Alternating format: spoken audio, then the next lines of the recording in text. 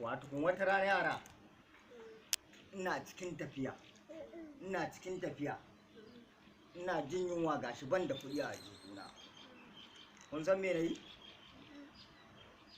Kun sa a gefen hanya ana aji irin masu da abincin nan haka. Ina tafiya to akwai wani zare a jikin nan rigana, shi ma yana jin yunwa. Zaren fa shi ma yana jin yunwa a shi. Habawa ina cikin tafiya ashe zaren nan idan ya tayi sai ya sakalo roba abinci sai ya juye ta cikin ajihuna.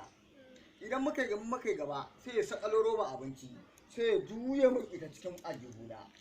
A'a sai ina jin ajihuna na nauyi kai ba an kara ba ina dubawa sai na ga wai ashe zare ne yake nannaɗo wani rago wajen masu irin gashin naman nan. Ya nannaɗa ragon nan gaba ɗayan shi ya zo ya cusa mu a cikin ajihuna. Ina faɗa maka lokacin nan ai mun sha abin mamaki lokacin. Baba akka tana min da wani labari. Na'am yaro wani irin labari ne? Da ka ganna akan nan siriri. A ɗaki wai ina aka can na ganni ina ɗiba can na gana cika ɗaki na kasa fitowa. Kai nan? Ina naka can na gana sace. Kai wannan yaro Allah ya sauke. Jason. Baba kai ma fa ka ji tsoron Allah. Ta yaya za a yi zare nan da rago?